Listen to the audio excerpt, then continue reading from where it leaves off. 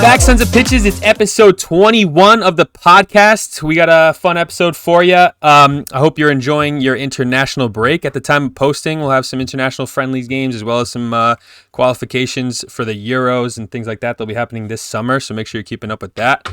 To keep your content filled while the clubs are on break, we do have some Premier League action. Less Premier League games this weekend because we also had the FA Cup quarterfinals, so we'll get into those too. The top 4 teams in the title race all played. 3 teams in the title race all played in the FA Cup. So biggest stories this weekend, boys, in the Premier League was the relegation battle where we had Burnley beat Brentford 2-1, and we also had Luton draw Forest, which another big deal I know we're going to talk about is the fact that Forest got hit with a 4-point deduction as of right now due to financial fair play. How do we feel about A, the game, and B, that deduction? Well, I think first of all, the deduction makes sense. Obviously, I mean they've sent what is the number 42 players I think it is since May 2022 when they got promoted.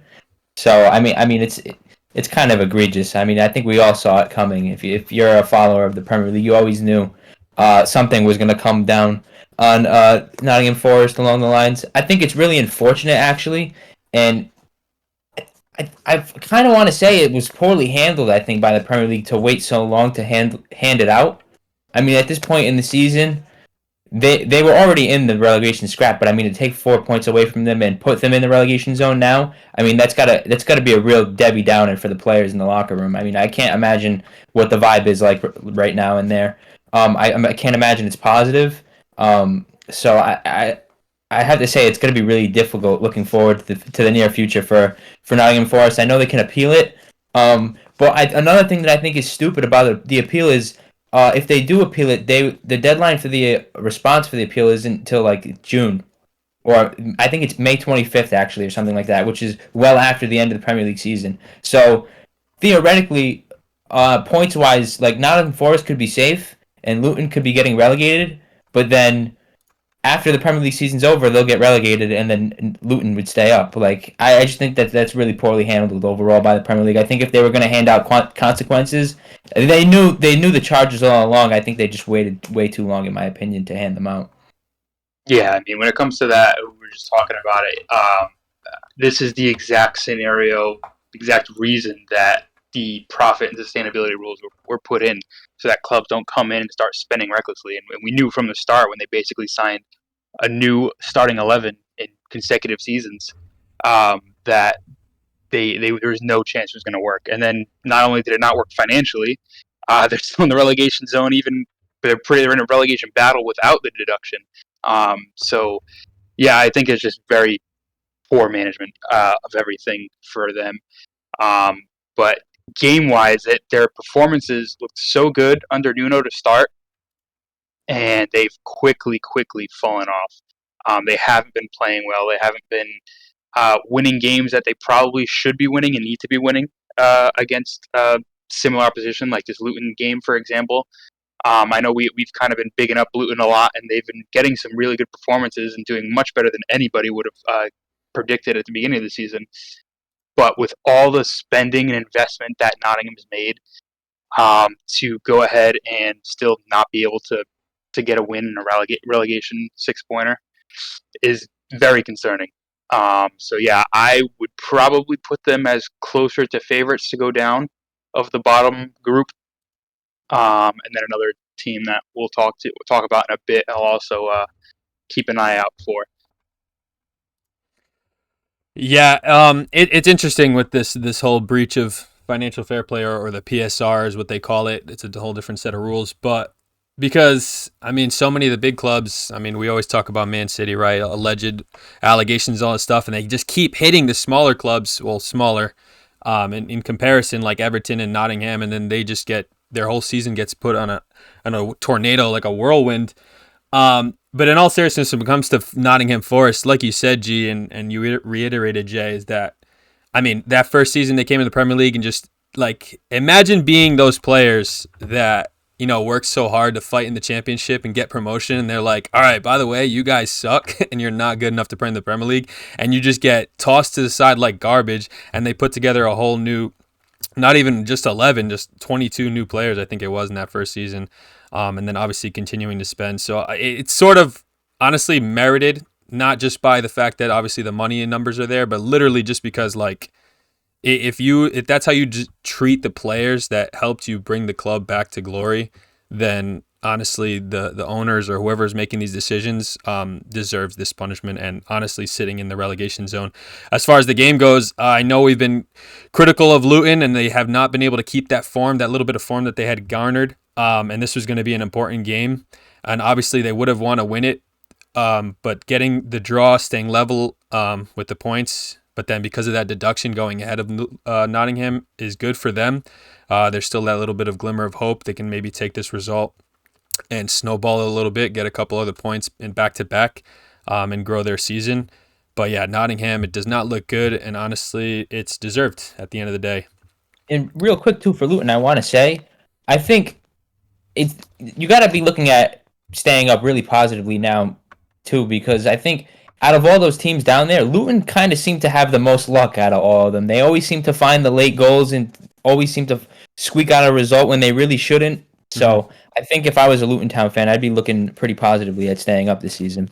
Yeah, I mean, anybody in the bottom 6, pretty much, right? Even I'd probably include Palace too. Of all those teams, the two teams I have the most confidence in getting a result is Luton and Everton.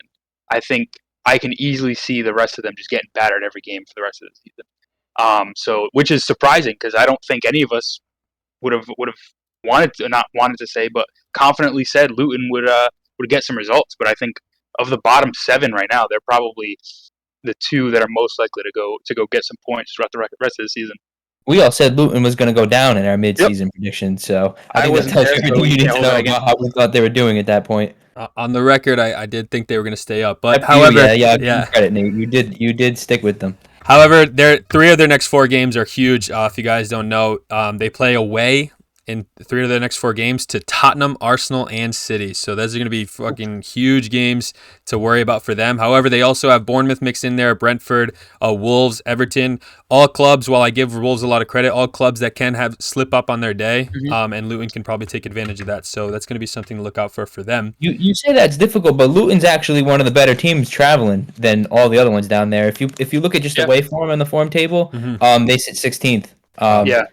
So and it still all depends on whether the rest of the teams can capitalize, which I think is the point I've been trying to prove. I don't think they will. So even though they're going to go on this run, I don't think it's really you're going to see Luton struggle too much, even if they don't even pick up a point in those 3 games. Yeah, absolutely. And of course, the Brentford game that we brushed over too, Burnley sitting in 19th, looking like a piss poor team this season. It doesn't look good for Brentford, who obviously couldn't capitalize on that day, and they're also slightly falling down the table. So that's another potential team that Luton could overtake if all goes well. So it was an interesting weekend for sure when it came to that relegation battle. A couple other games that happened in the Premier League, 2 of the other 4. Fulham managed to beat a pretty full-strength Tottenham team convincingly as well, 3-0. We had gassed up Tottenham a lot. I mean, they've had back-to-back big wins with Crystal Palace and Aston Villa, but they just did not look up for it in this game. And it seems like they're going to stumble a little bit, but I personally think they can get that form back and they can still compete and get a Champions League spot next season. But this game was pretty ugly. How did you guys feel about it? Yeah, if you're a Tottenham fan, it was definitely really ugly. I mean, what a poor performance for their standards this season. I mean, I don't think I would have ever expected them. I know they're away in this game, and Fulham's probably not the easiest place to go over in Craven Cottage, but I just couldn't believe how much better Fulham were. I mean, just about throughout the whole game. I mean, I don't think Tottenham really ever threatened. Fulham took all their chances well, and I got to shout out Rodrigo Munoz because I think he's been phenomenal since the start of this year, really since 2024. I know they brought in Broja because they weren't really convinced about what was going on in their attack, and since Broja's come in, I mean he's kept them out of the side completely. I mean, if you're Armando Broja, I mean you can't get anything going for you right now. I mean his career is looking horrible for his outlook, but Rodrigo Munoz, he can't stop scoring, and he always seems to pop up in the right place at the right time for Fulham. He kind of gives me Mitrovic vibes a little bit with his energy on the field, and he just kind of kicks about and doesn't care if he runs into people, and will just go head on with anybody. So I kind of enjoy watching him for Fulham this season so far. Yeah, definitely a big missed opportunity for Tottenham with Aston Villa slipping up the last few games. So that is definitely, they'll be kicking themselves for that, to be able to leapfrog them there. But on the Fulham side, they were looking really promising at the beginning of the season. I think they're a pretty strong team. I think Marco Silva is one of the most criminally underrated managers in the world. Probably one of the best, if not the best, Portuguese manager at the moment. And for them to go through they had a terrible run of form. Beginning of the year, I think they ended the year beating Arsenal or something like that, and then basically didn't win again until February. So they finally kind of gotten out of that rut, came back into form, and now they're able to go ahead and put up good performances and beat teams, compete with teams that you wouldn't expect them to. So that's just a credit to that squad and to the manager there. But for Tottenham, yeah, it's going to be tough, and it really just matters what they do in their next game, which I'm not even sure who they have next. I think it's Luton, right? Yeah. So it really just matters how they bounce back, because, yeah, that fourth place is for the taking, because Villa, we've talked about a lot, doesn't necessarily show that they deserve to be where they are at times, and they kind of show that they're a bit immature. So it's there for the taking, but I mean it needs to be taken. Yeah, it's something to point out too. I know Fulham have been a little up and down recently, but this was actually João Palhinha's first full 90 since his injury in February, and obviously an integral part as he helped dominate the Tottenham midfield, who couldn't really get anything going forward. And that's always he's been a key player since joining from Sporting. Obviously, I'm a little biased. I'm a big fan of his. Coming from my club, but he's a serious contender for one of the most essential players in midfield in the Premier League for their team. So obviously that was a good look for Fulham to have him back from injury. But yeah, we'll see. Tottenham will have to bounce back. I know we were kind of rooting for Luton to try to get a result, but Tottenham are definitely going to need that result against Luton as well to make sure their season keeps going in the right direction. And the last game of the Premier League was West Ham Villa, where there was a 1-1 draw. So like you said, Jay, it was a perfect opportunity at the weekend for Tottenham to kind of move up the table a little bit, or at least inch closer to that top 4 position. With a win, they would have tied on points, I think. So it was disappointing to say the least from them. But yeah, that West Ham Villa game, how did we feel about that one? Yeah, I thought it was a great game overall for a 1-1. I mean, it was entertaining. There was action at both ends of the pitch. I thought it was really nice to see Mikel Antonio back on the score sheet. He hasn't scored since August. I think it was round 3 against Brighton. That was the last time he scored. He's been struggling a lot with injury, but he's a player I always enjoy watching. I mean, he's not the most technically gifted at all, but he definitely throws his body weight around, and it's nice to see him back on the score sheet for sure. I don't know. I want to say I'm surprised by the result, but I'm also not, because, as we've been saying, Villa have been struggling. I mean, we all predicted them to fall out of the top 4, and that's been exactly what we're seeing so far this season. West Ham, on the other hand, I mean, they were struggling for a while. I know Angelo's been super, super critical of David Moyes, and I can't say I disagree with him, but I do enjoy watching them play, to be honest. And it's kind of surprising to say that, considering David Moyes is definitely not known for his tactics to be so entertaining, but I think that's more down to the players in the team, and Kudus is just so fantastic to watch. Paqueta the same. So it was an overall, I guess, a good game to watch for a technical point of view if you really enjoy football and you're a real football lover, but I don't know. Other than that, I really don't have too much to say, really. There was no standout performances, really, for me. The goalkeepers didn't really impress me. Emi Martinez, I want to say, I don't really know what's going on with him lately. making a lot of uncharacteristic mistakes. I know he's always been a bit of a wild guy back there, but Yeah, I was I don't gonna know. say those are our characteristic. I know they definitely some of them are, but some other things I'm like, what are you? How is this guy a World Cup winning goalkeeper sometimes? So I don't know. Golden Glove at I'm the a little World Cup indifferent about too. this game overall. A Golden Glove at the World Cup too, not just Yeah, Yeah, any old keeper. I think the yeah, one save he makes at the end really is the reason why he won that, though. But Yeah, right. that's another argument for another day. Yeah, we could have a yeah. whole I mean, episode. these two teams are pretty close into where they should expect to be in the table. With Villa rather performing much better to start the season, giving them that upper edge. With West Ham flip flopping a little bit, but yeah, I think the problem with West Ham is they really depend on two players being in form, and that's Kudus and Paqueta, or really just being healthy. Because when they're going, they just look fantastic. I thought they looked the better team. I mean, it was a pretty even battle, but I do think West Ham edged it and probably deserved 3 points. But a draw is pretty fair. A little unlucky with that Antonio goal game called back. That was a little weird, like calling a hit off the hand, looked off the chest. There's nothing Yeah, definitive. there's nothing So you can do about it. it wasn't definitive to me.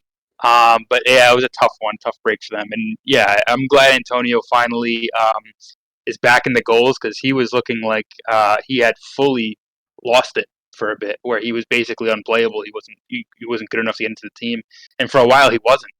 So glad to see he's back because I think a real striker is what they're missing in this team, with Right. Danny Ings not really being able to contribute much, and Antonio falling off. They've been having to rely on Bowen, who's been great, but I think he does better from the wing where he's been playing more recently. But yeah, like I've said for a while, I really think West Ham are making the correct decision in staying with Moyes. I think he's able to set this team up in a good way to be competent and defend well, and kind of go through a bunch of different players. And then the club in turn have also done well in bringing in the type of players that can carry this team, and add that extra flair that Moyes' system doesn't necessarily provide. So I think it's a really good balance, I think they'd be foolish to move on from him. Yeah, and to even honestly further your point, Jay, about the striker situation at West Ham, the fact that neither Danny Ings or Mikel Antonio have been able to really find any sort of goal scoring form, and they still sit seventh in the Premier League, says a lot about how they can get goals from other positions. And like you said, Right. Paqueta, Kudus, Bowen, even Souček from time to time, but as well as James Ward-Prowse when he was getting more minutes last couple of games, he's been coming as a substitute. But it's definitely impressive that they can get those goals out from other areas of the pitch. And who knows where they would be if they had even a 15-goal striker. You know what I mean? You add that onto their tally right now, and that changes a lot for them. So it's definitely interesting. And obviously your former boy, G, getting a goal in that game, Zaniolo. I don't know if you Not have. really my boy. Yeah, I I don't wasn't have sure. much respect for that guy, but I was wondering if you had some sour, I guess. some sour feelings for him. That about wraps it up. Since the other 6 games that would have been played at the weekend were postponed due to FA Cup fixtures, so we'll get into that. The quarterfinal had a couple exciting games. We'll run through them quickly, and then we'll get to the really, really good one. There was Chelsea that beat out Leicester City, a 10-man Leicester City 4-2. They had to get those goals real late from Chukwuemeka and Madueke. But did you see that Madueke goal was unreal, dude? I don't know if you saw it. That was a good run. That was. I don't even know how he hit that ball because he was falling down when he kicked it. It was phenomenal. Like, what a goal! If you haven't seen that, go look it up on YouTube or some sort of highlights because that was a fantastic finish. Yeah. So, it's still a little bit of good form for Chelsea. Maybe they can get a little piece of silverware to make up for the what is it, 1.5 billion or whatever they've spent in 3 transfer windows. So I'm certain FA Cup is worth that money. But I did want to quickly touch on Leicester, who looked like they were pretty much going to run away with the championship. I know we don't really talk about championship, but as we're getting closer to the end of the season, they'll be joining the Premier League from there. They were like a good 8 points clear and going crazy to start the year, and they've quickly fallen off, where it's a very competitive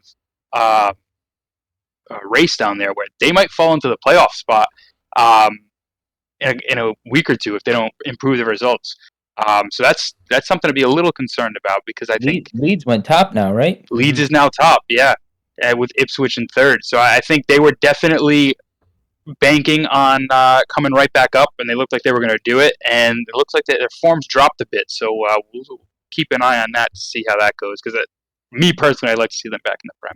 I think that's where they belong. Absolutely. Yeah, I I totally thought they agree. made a good account of themselves in the game too. I mean, Yeah. they're playing a Chelsea side that is not the Chelsea side we obviously have known over the past years. But and yeah, Chelsea win. But whenever I watch Chelsea, they never convince me. Like nothing they do tells me they deserve to win this game at all. Yeah. And when I see their attack and how awful they are, and like Sterling's over here kicking the ball 40 yards into the stands and getting booed. He's taking god awful penalty kicks, and he's still allowed to take them. I really can't understand why. Who's making these decisions? Because then I go and see like David Dacho Fofana for Burnley, absolute agent of chaos. I mean, he's over here hiding behind the goalkeeper, stealing the ball. He's scoring goals for fun from 40 yards out, and Chelsea just ship him out on loan like he doesn't even exist. Yeah. Like, who's making these decisions? Like, it really blows my mind sometimes. Yeah, And there's still a lot of I wouldn't say, I guess, incompetence around how the clubs run with some things. Sure. Yeah. But I mean, the team looks better. They've looked more like a real fighting good team. However, for me, it doesn't look like a team performance ever. It's just they get by moments of individual brilliance. Yeah. And that's pretty much it. So I mean, they're on the right track at improving. At least they're getting individual performances. Right. But team-wise, they're still very far, and club-wise, really, they're very far from being back to Chelsea that we know. And speaking of Sterling too, I want to know what's your guys' take on him getting booed. I don't think I necessarily have an issue with the reaction to his free kick. I mean, it was so horrible, but the booing when he got subbed off. I mean, that's your own player. You know what I mean? How can you? I understand he's having an awful game, but if you look at their stats, he's got like 6 goal contributions in their last 7 games. I mean, he's one of their main contributors. I know he's not the Raheem Sterling we all have known and loved, but yeah, and I think he's that's still their problem. most experienced attacker. He's probably their main goal provider if it's not Cole Palmer. So it kind of bothers me that they can just treat him like that after one game and be okay with it and with themselves booing him like that. I think they're looking to him to be that main guy, to be that leader, to be that the Premier League champion. He's, I think, the only one on the squad, if I'm not mistaken, except Cole Palmer, but didn't really contribute much. Right. And Reece James doesn't even exist. They're expecting much more out of him, and I see it too. He doesn't look like Sterling. He just looks like some dude. And I think that's a problem. To me, it would be a problem, because like, if I sign a player of that caliber, I'm expecting to play at that level, and for him to just literally looks washed. There's no other word for it. That free kick alone is just like, dude, come on. I mean, you're a professional. Never mind who you are. Just a professional footballer to be able to do that in a game. It's a bit ridiculous, because I know 90% of those fans back themselves to hit that in their back garden and put it somewhere near the net and not go straight off the other way. So I can see the frustration, but yeah, to do it to your own player is tough. It's a tough situation, but I mean, given how poorly the season's gone, how poorly individual performances have been, I fully understand it. Yeah, but don't you think it's like a detriment that they're? I don't think it's helping. Wouldn't you want your fans to back you if you've been playing so poorly and kind of support you and bring you up in a tough time? I feel like it's just the opposite. I mean, it's such a toxic atmosphere sometimes at Stamford Bridge. I can't imagine how that's fun to play in front of. I mean, they've just become a meme at this point. I mean, like, they almost all feel like that one guy that was screaming about no passion and no aggression. That meme that circles around all the time, because they must all feel like that, because I mean, all the money that they spend, all these quality players, and like Jay said, I mean, we've seen Sterling play well for Liverpool. We've seen Sterling play phenomenal for a Man City that won a couple of Premier Leagues, and then to come to Chelsea and put in some shifts, but like not the same level of shift as, I mean, the rest of the team doesn't help either. But then to miss a penalty and sky a free kick like that is like unreal. I mean, it's one thing if he was from range trying to put up some power, okay, but like, dude, you're like on the inches from the 18-yard line of the box, and you just sky it into like the 300 section. Was it? Yeah, I don't know, it's a tough one. I play a little bit of devil's advocate for the fans, but I mean, I do agree that fans should support their club and their players through and throughout.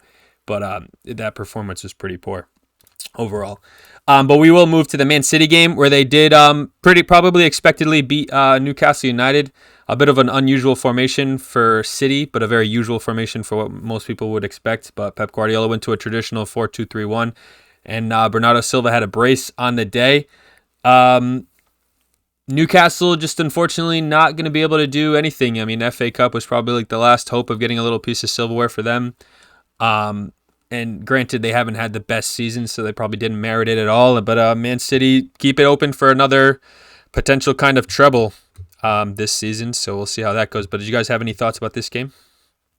Yeah, I mean, for the Man City side, I don't really have too much to say. I think it's a pretty typical performance, typical result, everything I kind of expected going into the game.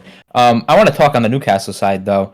I have a ton of questions for the coaching staff and for the medical staff, because I think it's getting to the point now where these injuries are becoming a bit ridiculous.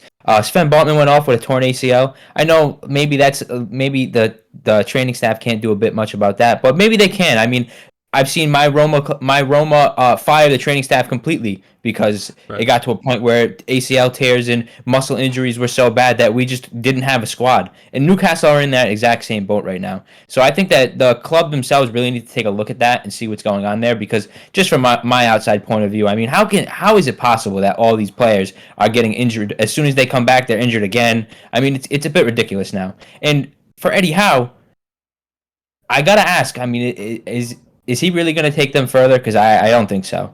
I know, like I just said, they've been struggling a lot with injuries, but I feel like a better manager would have handled the situation better. I feel like his excuse is always that they don't have their full strength 11, and he always uses that as his way to fall back on. And at some point, you got to turn things around and do something else. And he's just not. He's kind of refusing to do something else. He sticks with the same tactics. He puts out the same style and brand of football every time, and it isn't enough against the big teams. And I if they want to take that step and become a big team, I think that they're going to have to take a look at the coaching position too, and maybe make a change there as well. Yeah, see, I don't fully agree, because I don't think that Newcastle are far off from where they actually are. I mean, if you look at the table in the Prem, they're only about 7 points off from a European spot where United is. So they're not crazy far behind, even though they're down in, I think, 10th or 11th. But again, with given all those injuries, they should be targeting somewhere between probably 8th and 5th. I think that top 4 last year is not going to happen again for a long time. They don't have the squad for it. And the squad they do have for it is suspended in Tonali and then getting injured every other game. So I don't want to put too much pressure on Eddie Howe. Do I think he could be doing better? Absolutely. Do I think he could handle things better, change some things up? For sure. But I wouldn't go as far as saying he's not the right man for the job, because I think he's the right man for what the job truly is. He's not the right man for the job of what the fans and the club expect them to be at, which is a bit blind. Like to expect to be in a top 4 right now with this squad, I think is stupid. I think they're completely crazy if they believe that they belong fighting with where Villa is now against Tottenham, Liverpool, Arsenal. I don't think it should be anywhere near those teams, in my opinion. But they've invested properly to make a run and get the odd 4th place, get the odd top 5, top 6. They are not meant to be mainstays. And I think a lot of people are kind of assuming that they should be. And I think that's where you get the imbalance. Yeah, I think there's a bit of realization that needs to happen, because that top 4 finish last year came at the hands of the fact that Liverpool were pretty garbage and have some injuries. Tottenham were playing like crap. Chelsea were playing even more crap than they're playing right now. You had teams like Wolves that are doing better this season that were pretty poor last season. West Ham was all the way down at the bottom of the table. I mean, Villa was a little bit higher, and Brighton were playing a little bit better too. So they just performed a bit above standard, while a lot of the clubs that are ahead of them now are playing below standard. So they got a little bit fortunate. So they need to recognize, like you said, Jay, that the team isn't necessarily built for a top four finish. But I mean, I do have to agree with G as well. I just think that as they look to, take their Saudi money, which I can respect them, because a lot of times that kind of money influx comes in, and then clubs do what we saw Nottingham do, and they just start throwing money around, or Chelsea throwing money around and just wasting it and ruining the game, in my opinion. But they've done it pretty decently, spending only a little bit here and there, bringing in some quality players. I mean, unfortunately, Tonali got wrapped up in a little bit of a scandal and gets suspended for a while. So that derails their season a little bit. So I'm stuck in between you guys. I think there is a realization that Newcastle don't have the squad right now to be that as good as they thought they were last season. But I also agree that I think Eddie Howe, if they want to continue, Eddie Howe is not going to be the man that's going to get them even a sniff at a Premier League title contention. He won't get them there, but he'll get them to where they need to be to make the change. Because I also think if you go bring in that guy to win the Premier League, he's going to struggle with what they have right now, even worse than Eddie Howe. Okay. A bit of confidence. I see what you're saying. Not too bad. It'd be like bringing in Mourinho right here to this squad. They'd be relegated. But if you get a real competing team, then he might be able to do something with it. Right. It remains to be seen how they make those decisions. Another quick game to talk about before we get into the showpiece game of the FA Cup was Coventry, a big upset, knocking out Wolves. I know we mentioned, when we were talking about Luton, that Wolves are one of those teams that can sometimes have a poor performance, and they've been a little up and down this season, trying to regain that first season miracle run that they had into the 6th or 7th place or whatever it was. A bit of a poor performance, a little bit of a rotated side, trying to play some of the kids in the FA Cup, obviously, but Coventry on a good account of themselves, despite losing their talisman, Gyokeres, from last season, playing half decent in the championship, but doing excellent in the FA Cup, and now see themselves in the semifinals, which is pretty impressive. Couple of late goals to see that happen. Any thoughts on this game particularly? Yeah, I have to say, I was actually really impressed with how Coventry played the entire first half, really. I thought they were far the better side. I think Wolves didn't show up at all for the first 45 minutes. And then once Wolves scored, I kind of only felt like Wolves was going to go and win the game. I mean, they were all over Coventry. They couldn't get out of their defensive third at all. And then the 2 goals in stoppage time came out of absolutely nothing. I mean, I got to shout out U.S. national team member Haji Wright. I mean, he scored a great goal. I've seen some clips of him this season. It seems like he's doing pretty well over there in Coventry. So I think you got to give a big up to Coventry's management as well, because it seems like they reinvested the money from selling Gyokeres on well, and they've added it bolstered to their squad, replaced him well, and Haji Wright's banging in goals. It was a great finish, a goal worthy of winning any game, let alone an FA Cup quarterfinal against a team in a higher division than you. Yeah, I mean, unfortunate timing for Wolves with basically no real attacking threat healthy. You got Sarabia hasn't necessarily lived up to how he played with Sporting a few seasons ago, so they really are playing without their goal scorers in Cunha, Neto, and Hee Chan Wang. So yeah, the fact they were able to score 2 goals was actually kind of impressive in my opinion. But yeah, they weren't ready for this game, and to come through and assume they just won the game in the 88th minute, and then they concede 2 goals into late stoppage time, just a killer.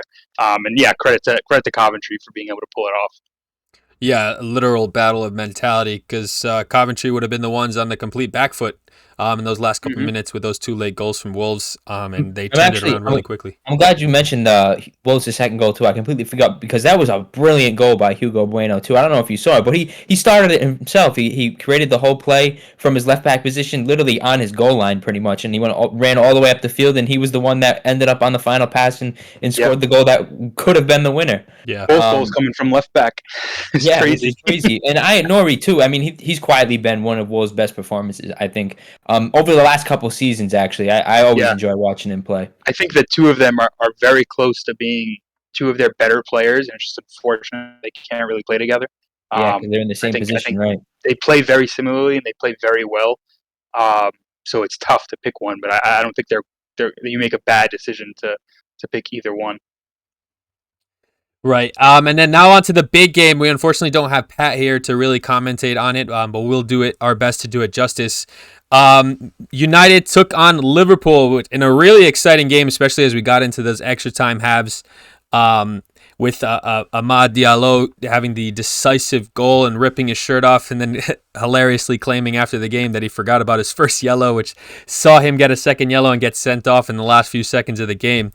But honestly, I mean, close to what United and Ten Hag would want to be their full strength 11, with Højlund returning back into the side. And then Klopp did not hold any punches either with his 11. They really went at it in this game. I think it was a pretty exciting game. I think maybe Liverpool would feel hard done by the result. I think they were probably slightly a better team for the majority of the game. But United had the mentality to get it done in what would previously have been called Fergie time. But how did you guys feel about this game? Yeah, well, I don't know if I can say I was impressed with United's performance, but I thought they played well. Probably for the first 20, 25 minutes of the game, they definitely deserved to go in front, in my opinion. But somewhere around the halfway mark in the first half, Liverpool really started to take control, and it was really all them. Although I never really felt like Onana was completely tested, and then out of nowhere, Liverpool's winning. And it's 2-1 going into halftime. 2 goals pretty much out of nothing. I mean, I thought it was pretty unlucky for Kobbie Mainoo to deflect that ball. Onana couldn't really do anything about it either. And the second goal was just sloppy. I mean, how the ball even ends up with Salah in the first place really makes no sense to me. I don't think Onana does too well covering himself in glory, punching it right to Salah's feet of all people either. I think he could have done a little bit better there. But all fucking hell broke loose in the second half. I mean, it was absolute chaos. I can't believe that out of all the players in the Premier League and all the great defenders there are, that Virgil van Dijk is the one that allows Anthony to score with his right foot. Like, that was just outrageous. I mean, Anthony, even thinking about kicking the ball with his right foot shocked me. That was for sure. And that set everything up for extra time, I thought, until Rashford missed, I don't know, the opportunity of his dreams, is the best way I could describe it. I mean, how he didn't even put that shot on target is beyond me. Although I do think Kelleher covered himself pretty well. And then extra time was just a repeat of the second half. I mean, more chaos. I really felt like once Harvey Elliott's goal went in, another disgusting deflection, that it was just going to be Liverpool's day. I mean, that's just how it felt, the way the luck of the game was going. But typical, classic Man United, never give up. Rashford made up for his earlier miss, and then another classic, vintage Man United counterattack. That's the best way I could describe Diallo's goal. I thought it was awesome. I mean, I like how he forgot, but I think he definitely wasn't the only one that forgot, because nobody even stopped him from taking his shirt off at all. I mean, Rashford was right there hugging him, wasn't like, yo, you're already on a yellow or nothing. He just was like hugging him and celebrating. So I think it was a good result overall for Man United. However, it's another one that doesn't convince me. Like, if you really look at the tactics of United in this game, nothing is impressive to me. I thought Klopp completely dominates Ten Hag in the midfield with his tactics. And then, I mean, whatever they were doing at the end of the game with Bruno at center back, Maguire was playing striker. I mean, they were all over the place. That's not something that United's ever going to replicate. And I really hope that United fans don't get too big of a head, which is probably never going to happen. They're obviously going to think that they're on top of the world now because they just beat their biggest rival. But I really hope they don't get too big of a head and think that Ten Hag secured his job and they're going to go win the FA Cup now and this and that, because I mean, Coventry just showed us they can go and shock them in the next round. I wouldn't count Coventry out at all. So, if I was a United fan, I'm not sure I would be. If I was a realistic United fan, I don't think I would be. I would definitely be happy with the result, but I don't think it would have a big impact on our future. I know, like, Ten Hag again is talking about big picture, and we're improving. We're always improving. You're not. In my opinion, you're not at all. But like I said before, that's just another argument for another day, I guess. Yeah, I mean, for me, I think it does show that United can battle with the big boys and belongs up there. So I mean, I'll give Ten Hag a little bit of credit. They definitely changed their mentality from being like a little bit where it's like we're United, we have to dominate, we have to go there and kick ass. Where let's sit back a little bit, let's counter, let's do what we can do best. And I thought they did that pretty well with Rashford and Garnacho. But yeah, I mean, it's still not fully convinced that they're like the real deal and they know what they're doing. It's almost like they're able to get results, get performances, but it's not something where I look at them and be like, that team's going to be good for a long time. Like they've got something going. It's more like they've proved that they have the ability to go get a result, which I don't think you could say the same about a few months ago. So I will give them credit there. But yeah, when it comes to the game, that was just great for a neutral to watch for sure. Absolutely. Yeah. But yeah, probably a little disappointed in Liverpool because I feel like most of United's chances came from mistakes, which is a little bit uncharacteristic for them. But no, I mean, overall, good result. Very weird formation, like you said at the end, Gianluca. And then with Diallo, I think as much as you could have just forgotten whatever, it's so dumb because he's been buried on the bench for months, barely been able to get a sniff of a game. Then he goes out there, has a good performance, scores the game winner, and now he's suspended for the next game. So it's like kind of shot yourself in the foot because that was your chance, your path into the first team, and he kind of blew it. So that's probably the biggest negative from the game. Yeah, I mean, granted, maybe this performance sees him get at least a couple minutes in the Premier League, but yeah, unfortunately, he can't play that semi-final of the FA Cup against Coventry because, like you were saying, despite Coventry showing that they can upset a little bit, it probably will be a game that Ten Hag rotates a little. But yeah, if you guys don't know, United essentially ended the game with just two defenders on the field, and one of those defenders was playing striker. So it was a super unconventional, like 4-2-4 with Bruno and Eriksson making up the center back pairing, Dalot playing on the right, and I think Anthony playing left back. It was the silliest thing, and like you said, G, that worked just because it was the 115th minute. Everybody was tired as hell. There was no really, really solid, attractive football being played. There's a little bit of just pump and run and see who had the legs still. And obviously, I mean, that kind of thing, all-out attack works out in the end, but it's not like Erik ten Hag any sort of master class in that one. So Right. I have to agree. It's a little bit of like, let's be realistic. It's a good win, good result. Maybe you can get a piece of silverware, but it's not something to exactly look forward to. Like, to me, it feels like it's such a one-off result, and I really think that the fact that it's the FA Cup, and the FA Cup means so much to English fans, and the fact that it's Manchester United versus Liverpool, I think that really played so much into the desire of the United players in this game. I don't think I would ever expect to see them play like that against Coventry. That's for sure. Yeah, absolutely. And as we wrap up the conversation on the FA Cup, it is going to be, like we kind of mentioned, Coventry take on United in the semifinal, as well as the Man City-Chelsea game. With if Chelsea want to prove themselves, it's going to be a big game. Guardiola may not be shooting for it too much, may rotate his side again. Chelsea could have an opportunity to try to prove themselves a little bit with a big result against obviously one of, if not the biggest team in England at the moment. So that's going to be a big game to watch. So we'll definitely start to really cover the FA Cup as it wraps up. That being said, that wraps up England for this weekend. So we will hand the reins over to Gianluca, who is solo today with his Italian duo, to talk about the Serie A this weekend. That's right. First and foremost, before I get started, I want to send some prayers out to Fiorentina and their players and their staff. Joe Barone passed away. Their game was postponed this weekend. He suffered a heart attack shortly before kickoff in the team hotel. He was rushed to the hospital, and unfortunately, he wasn't able to recover. So I want to send some prayers, rest in peace to Joe Barone, because that's just overall sad news. He's someone who's definitely done a lot for Fiorentina in the time that he's been there. And it's nice that he's like a local American. He's in New York. He's from Brooklyn. I know I follow Italian football TV. If you're a fan of Serie A, you definitely know what that is. And those guys were, pretty much family friends with him. They were very close with him, and he seemed like such a down-to-earth guy.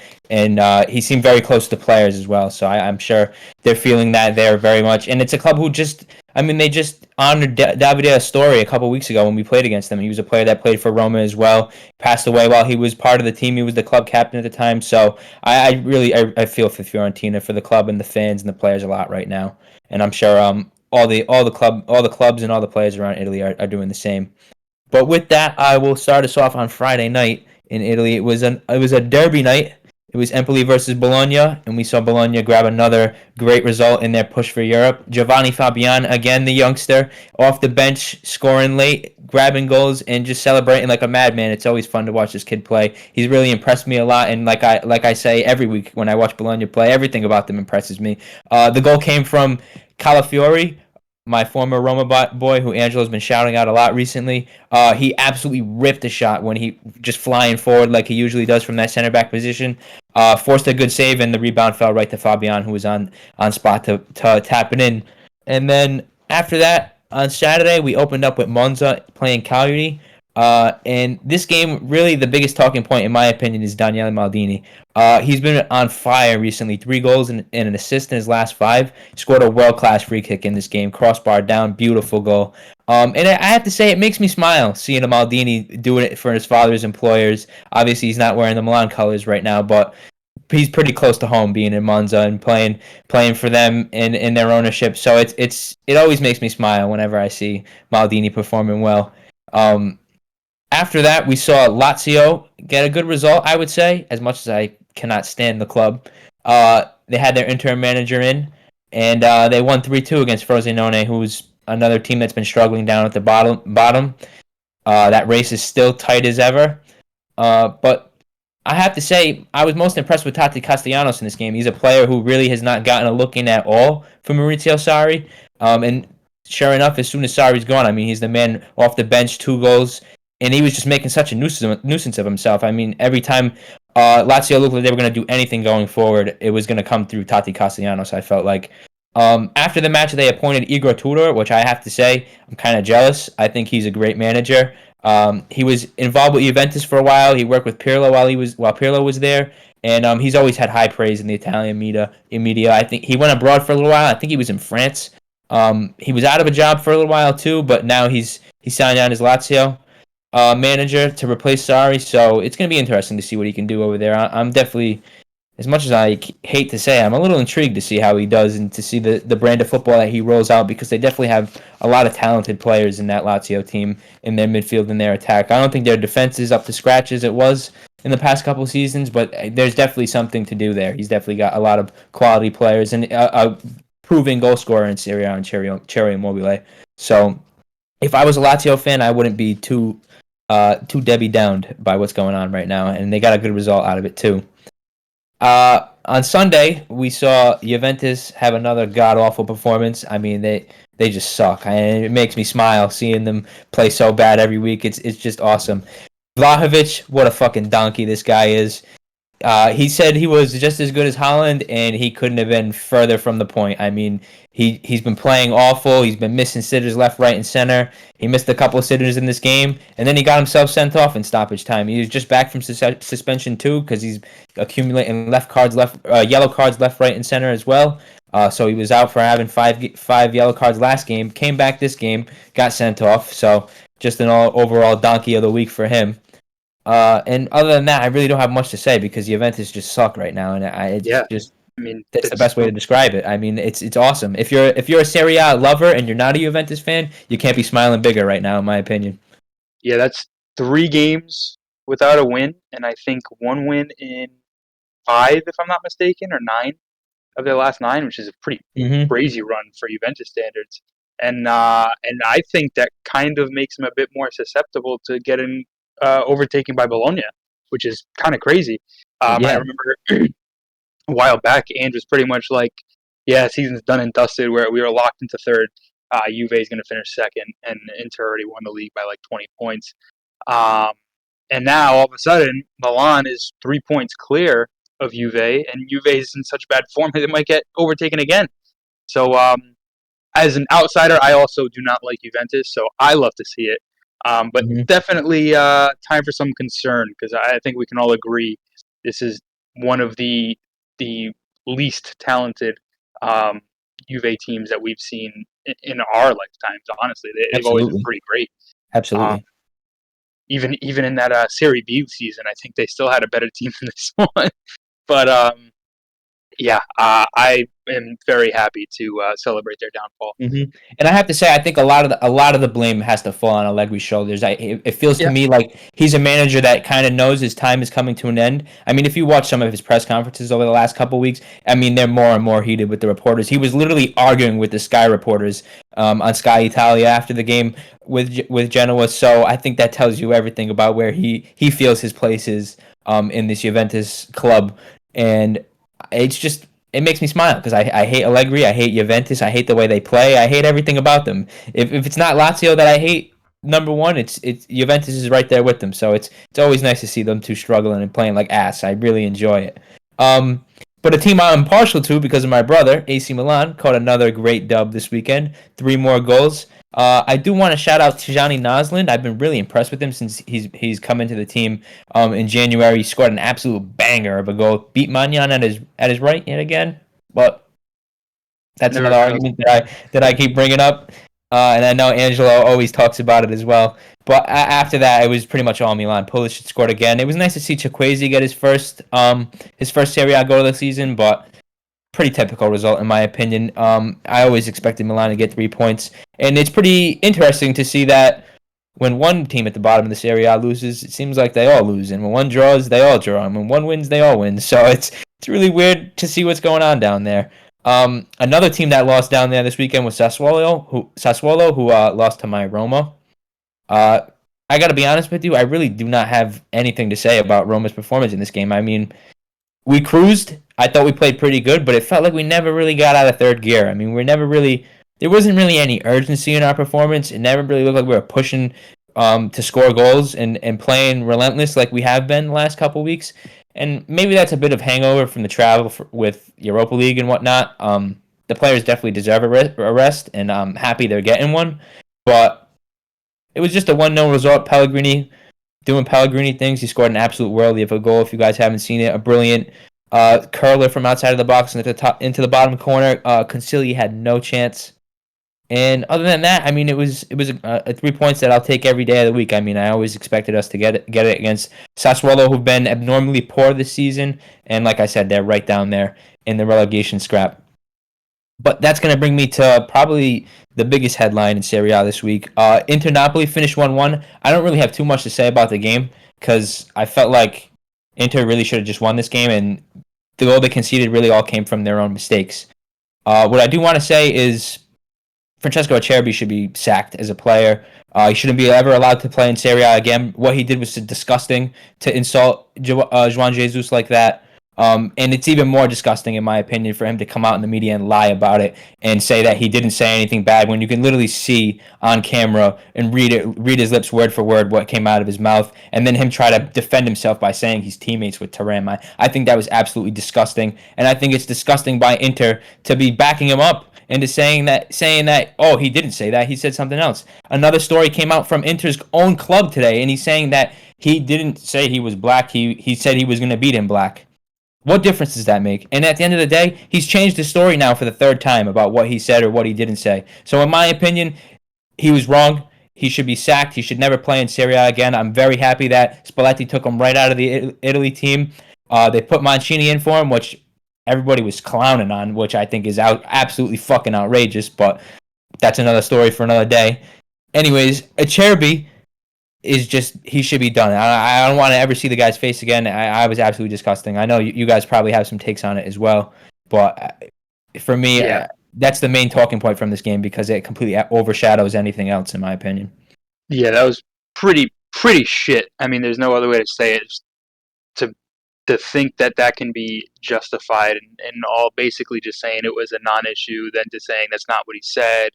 It's just a mess. And yeah, I mean, credit to Spalletti and the Italy Federation for just dropping him right away, very quickly, honestly, because he's probably your best defender right now. And to just go out there and just be like, nope, we don't want any of that.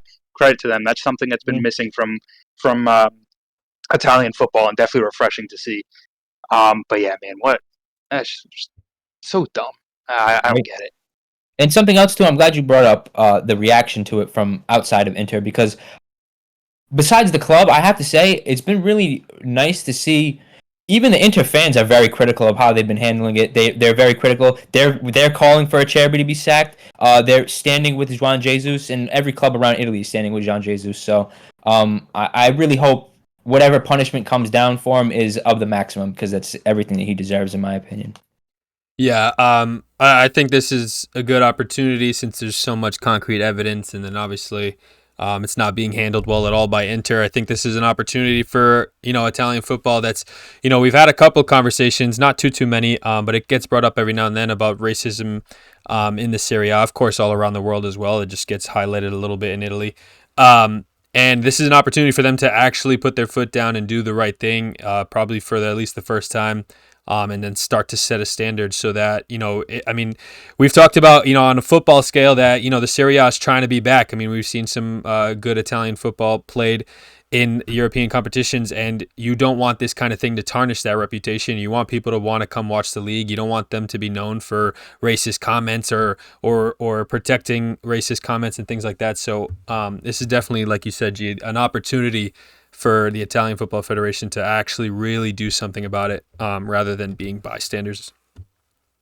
Absolutely. And other than that, I mean, I think that's pretty much Serie A wrapped up. I don't know if you guys have any questions or anything about anything else that went on, but it was a pretty straightforward week. Some sad news, obviously, with Joe Barone, and some disgusting news with what happened with Inter. But overall, pretty straightforward and expected results all around, in my opinion.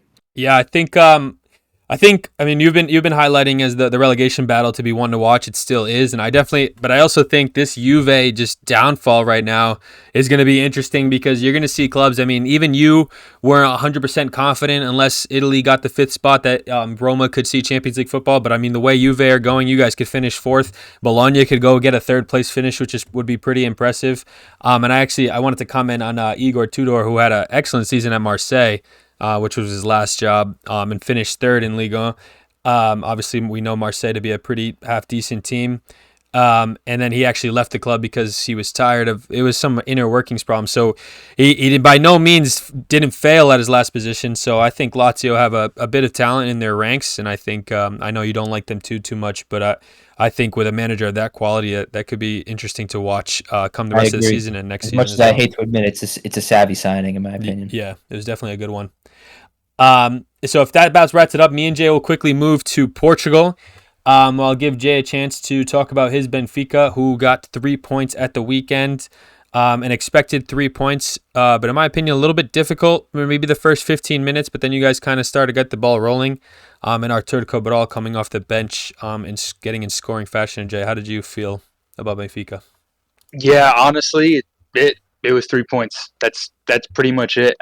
Pretty standard game. I mean, we come out pretty much just as normal. Surprised to actually see Marcos Leonardo get another start. So that was encouraging from one perspective. But yeah, they just didn't necessarily have it. I mean, they played well, but we're going back to kind of maybe late November, where we're going through this like period where we're just always playing well but couldn't score goals, and I think we're back to the same type of cycle. So we'll see how that goes. But to me, the bigger story with Benfica this week was Kokchu, who kind of came out and gave some interview with the press, basically saying that Benfica isn't really what he expected. He expected to be more of an integral part of this team, and he kind of feels like an afterthought and all that stuff. Basically calling out the coach in the club, which obviously just can't stand. Like, you have to. He was rightly suspended for a game. But I won't say that he's entirely in the wrong. I do think he is one of the more talented players in this team, if not like one of the top ones. And he's kind of been looked over for the likes of João Mario, for example, and for players playing in a position where he belongs, like Rafa, who isn't a number 10. I don't think he should be playing centrally at all. I don't think that's his best position. But for some reason, he's undroppable for Roger Schmidt. So I think there's some just criticism from him, but again, not something that should be done publicly. Right. I hope something comes from it. I hope he's able to come back and he's come out and not necessarily apologize for what he said, but for how he did it, and saying, all he wants to do is just give his best for the club, so which you can always respect. But we'll see what changes of it. I personally would like to see him play in the 10 and Rafa wide. I think this team will flip on its head and be unstoppable if we get that. Because I just think every player is playing where they belong and where they're comfortable. So we'll see how that goes. But yeah, just another game for me and 3 points. So I'll take it. Yeah, that one was interesting because I had a conversation with my cousin who's a Benfiquista as well, and I agree that I think what he said, it made a lot of sense. He was Benfica's record signing or close to it, and comes in for big money, and he's a number 10. He's a number 10 that was on a decent number of European clubs' radar. He was by no means some sort of hidden gem. People knew who he was. It was a name that has been touted around. He's a talented player. He plays at number 10 well. And yeah, he wasn't getting played in that position. And maybe there are promises being broken. We don't know all of that information. That's all like a lot of agent talk that we don't know about. So maybe he has some right to say things like that. But at the end of the day, when you sign for a club, especially for a club that, admittedly is so inspired and motivated and is very professional like Benfica, you don't go to the press and badmouth them, and because you're going to get burned by the fans, you're going to get burned by the club. Honestly, I was even talking to my cousin, and he said he would agree with this, that like honestly Benfica, if he continues this attitude and doesn't change it and doesn't apologize or anything, they should just wash their hands with him this summer. And try to get maybe some of the money back, even if you have to take a loss. I doubt you would take a loss, but if you have to, like, this is not the kind of personality you want in the club, especially a club that, by Rui Costa's standards, has been built on professionalism, has a lot of professional players like João Neves, role models in this team. And that's not something you want. I understand it. We've been critical of Roger Schmidt's tactical choices, but we're fans. We're watching from the sidelines. We're not contracted. We're not getting paid millions of dollars a season. He needs to realize his place and to deal with things internally in a professional manner. So that was definitely not the way to do it. Yeah, and I will say the writing was kind of on the wall that this was going to happen because I mean who he is, a more hot-headed, I guess, type player, right? And in the last, I don't know, month or two, there's been games where he doesn't play, or he comes in off the bench, or he's the first sub, or he comes in really late, and that wasn't happening throughout the beginning of the season. So I think as of late, he's probably justifiably frustrated in his lack of playing time, lack of contribution. When there have been like a lot of these games, he was benched for João Mario, and I don't think he played well in his place. And again, he even in his previous clubs, he's played further back in that 8 position. But when you're playing further back with another 8 in João Neves, which was the starting midfield for a long time, your defensive responsibilities are much higher than if you're playing with like a Florentino. Right. So I think that is kind of where the frustration grows, where you're not really showing what you can do, and you can give more, and you're not given the opportunity to do it. So yes, I agree with what he said, but yeah, you can't do that. You got to be a bit more professional. You got to take it on the chin and find other ways to move past it. Yeah, for sure. That'll be something to watch over the next couple of weeks. But definitely unprofessional from him. I'll take this opportunity to move to my Sporting, which at first had me a bit disappointed. We conceded within 3 minutes, a bit sloppy. I thought this Atalanta thing was going to drag us down for a little while. But then we really started to kick. I mean, we had a couple opportunities. We had a disallowed Trincão goal, actually minutes after the first goal went in.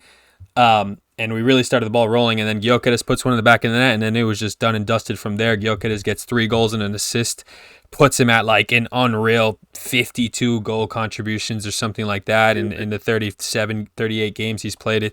It's dumb at this point. I mean, he's just so good. The power that he shows. Morita had an excellent game too. Could have had a couple of chance creations, didn't get an actual assist, but there was a couple times he could have gotten an assist with a better finish or a little bit more luck from the strike partner.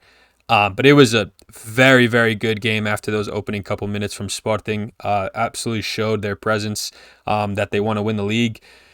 Speaking of the table, now with that win, we sit 1 point above Benfica with a game at hand still.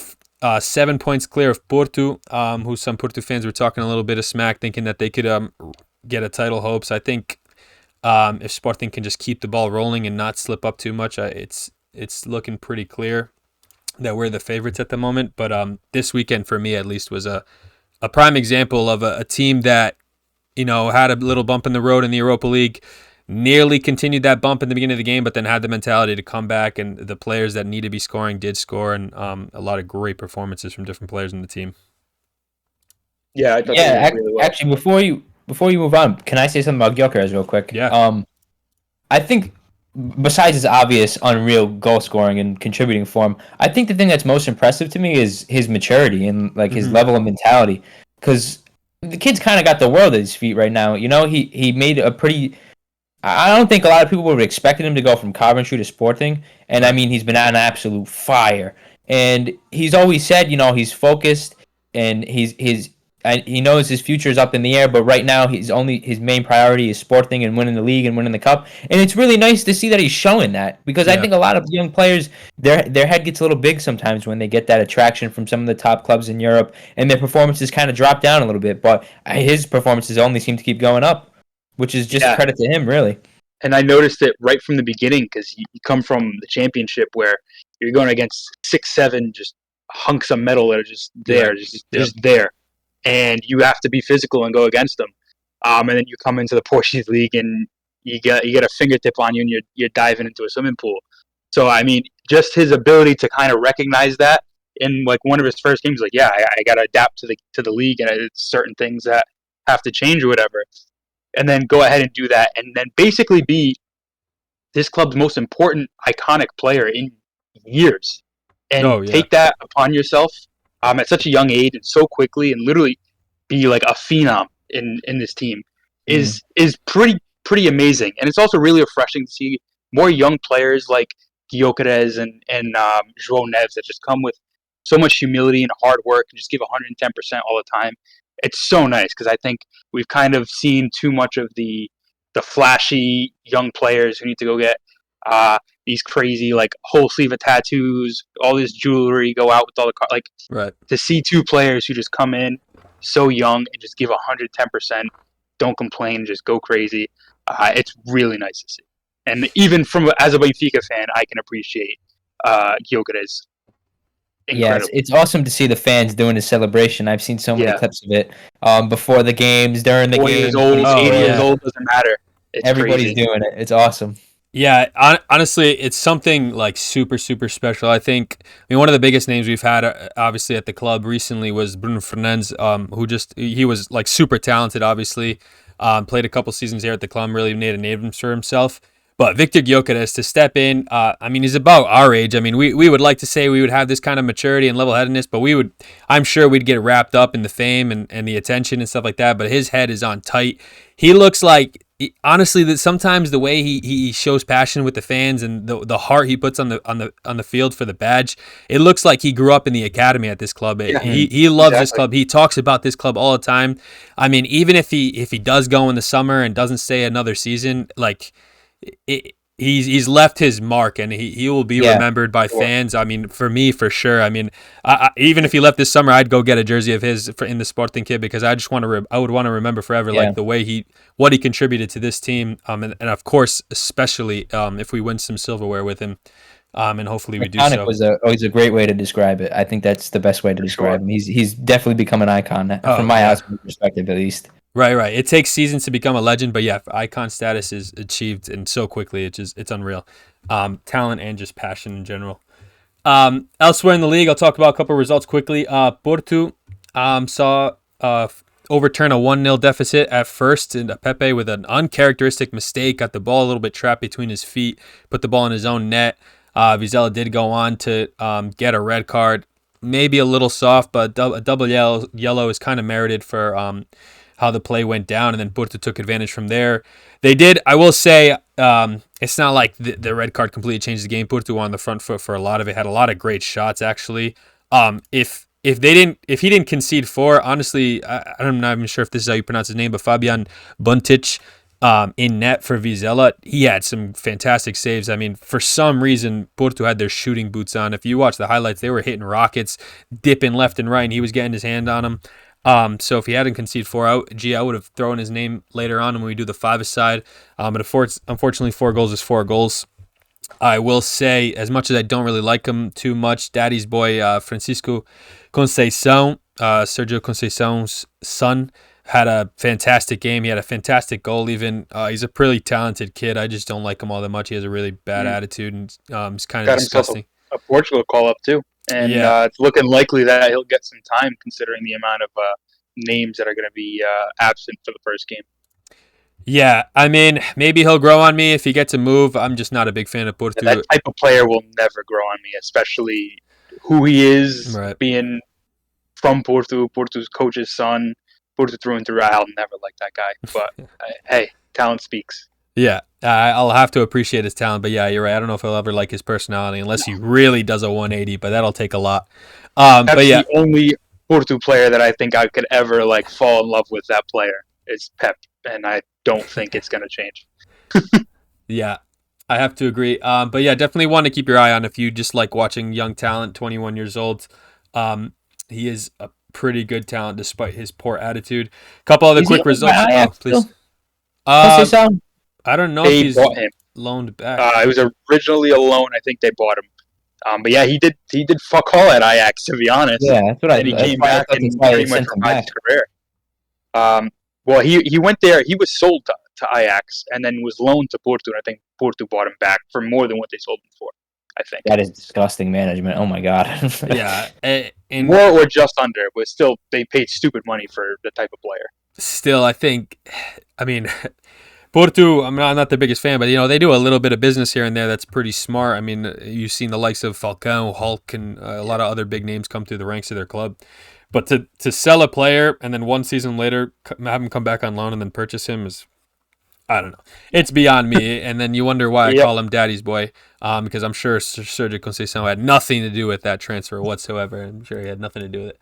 But I digress from that. I just will quickly mention that Vitória Guimarães and Braga, the other two sides fighting for a top 5 finish, also got wins at the weekend, continuing their a bit of decent form. Braga, unfortunately, no longer in any sort of European competition after getting bowed out from that. But a goal from Banza and another great performance actually from João Moutinho, aging like a fine wine. Streets will never forget. Kind of midfielder, especially if you're in the streets of Portugal.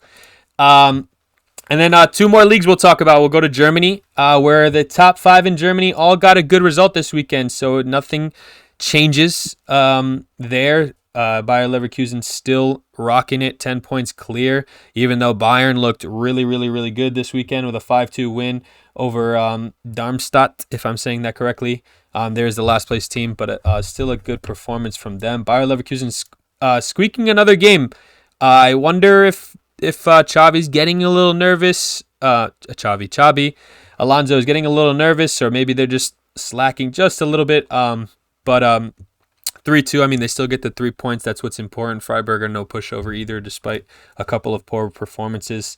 And then, of course, we had Dortmund continue some fine form with a 3-1 win over Frankfurt. Leipzig with a 5-1 win over Köln. And then Stuttgart, inspired by another Guirassy goal to get 3-0 over Hoffenheim.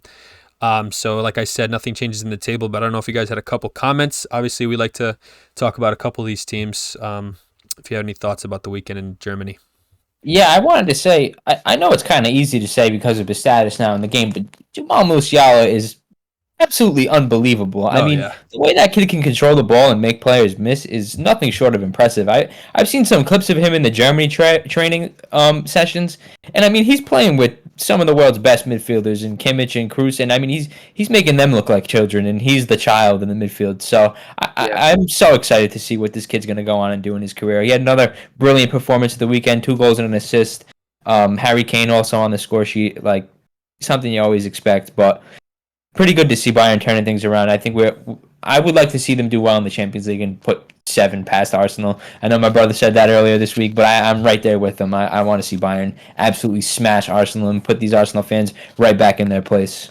Yeah, it's kind of cool because Musiala's kind of been under the radar because I think he's been honestly one of the best players in the league. I don't even think it's close. I agree. But he hasn't really been getting the recognition like, for example, Jude Bellingham is getting Starboy chance every day for his performances. But Musiala is not far off from what he's been doing, and arguably a worse team, definitely a worse performing team than Madrid. So I think it's pretty impressive. But one thing I do want to point out about Bayern, and it's one thing that pissed me off for years, and I hate the player because of it, was Kimmich is finally out of midfield and to right back, where I personally believe he belongs. And since that happened, they've played better because they've always had better midfielders and no fullbacks. And for some reason, they don't want to play their best fullback uh, in his position. So that always pissed me off. I thought they think this guy has to be the reincarnation of Philip Lahm for some reason, and he has to play in midfield. But that's his best position is in right back, in my opinion. And I think he's able to provide better service, and that's where he belongs. And they've been playing better since that happened. So just one little dig I wanted to do because I've always had some crazy Kimmich hate just because he played in midfield and didn't belong there, in my opinion. Well, I think that's all down to Thomas Tuchel's ineptability and poor management skills, in my opinion. Well, I mean, this is every manager for the last 5 years have done it. I think it might have been Guardiola that started I was gonna say, I'm not mistaken. Thought it was Thomas Guardiola. Tuchel came out of the team completely, so Well, shows you his knowledge. Yeah, but because he's not a midfielder. That's just my 2 cents. And To be I'm glad fair- somebody finally had the sack to do it. Whether he knew what he was doing or he just did it by force is a different story. But To be fair, I mean, I think Mazraoui is a pretty decent right back. And I'm not sure if he's even in the matchday squad or not. But yeah, I think Kimmich is. I think he's a versatile player. I mean, you have some strong opinions about it, and I'll let you think what you want. But I mean, I think he can play both positions. I guess I can agree with you that maybe his better position is a right back, but I don't by any means think he can't play center midfield. But I understand what you mean by trying to replicate Philip Lahm, because I mean that was the first thing that they said. I think it was Guardiola that put him in the midfield first. I think that was the instant thing in German media and honestly European media. Yeah, they kind of put him on that pedestal, which that's a lot of pressure. I mean, he's 29 now, but you're talking that happened probably when he was 23, 24 or so. That's a lot of pressure to put on a young kid, and especially in a Bayern team that has already a lot of expectation as it is. Yeah, just telling this kid you are going to be doing exactly what our club legend and captain that just retired, won a World Cup. You're going to be him. And it's just like, I don't know. It's, again, back with that whole Bayern mentality that just bothers the shit out of me. But that's a story for another day. It was funny. I've never seen you so passionate about something, Jay, that wasn't that's something that drove me nuts for years. He went off. I never even heard him talk about that. That was really funny. No Jadon Sancho in the team, so it doesn't look like his fine form in Europe translated to a starting position in the Bundesliga. So unfortunately for that, and then like I said, Gyokeres getting on that score sheet again. We've been talking about him a lot, so hopefully he gets back to those shooting boots and gets back to scoring week in, week out. And then with that, we'll move to Spain, where we had a couple matches in La Liga. We did have Real Madrid beat Osasuna 4-2. Girona lost again. It's unfortunate. We were so hyped about Girona. It looked like such a promising thing. I still think, I mean, we can all agree that they should be holding their heads really high. They were probably really overachieving at the time. But it's just unfortunate they weren't able to maintain it, because that would have been a Cinderella dream run for them. As well as we did see Barcelona smack around Atletico Madrid. 3-0 in Madrid as well. So that's a game we'll definitely get some comments on, with a couple other results that we'll talk about. Real Sociedad winning 2-0, Cadiz, and of course Atletico Bilbao also staying in some fine winning form, as we know we like that club a lot. But G, I think you had a couple thoughts you wanted to shed on La Liga this weekend. Yeah, I do. A couple thoughts from the bottom of the table. Quickly, I want to shout out Almeria.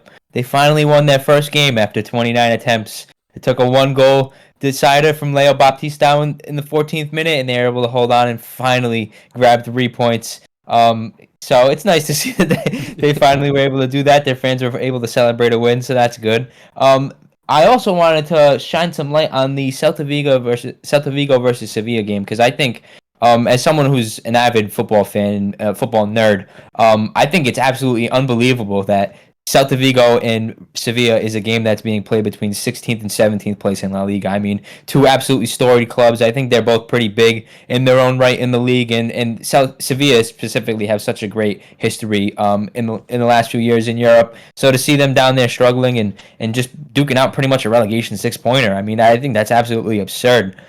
Um, but other than that, I want to say I thought it was absolute poetic justice to see Joao Felix score in the home and away games against Atletico Madrid, especially to do it at the Wanda Metropolitana. I mean, what a time to be alive and to see that happen. I mean, it's awesome. I love that he can go there and play well, and he's not afraid of those fans and not afraid to perform and show Diego Simeone exactly the player who he is and how he should have been using him all along. It definitely made me smile seeing that this weekend, and it also made me smile to see Lewandowski perform so well. I couldn't believe it. It looks back to being the striker he was. Had a couple great assists. Obviously, he set up Joao Felix's goal. Set up Fermin Lopez's header, a brilliant header. Someone we shouted out in the midweek for having such a great performance. He came in and had another good performance.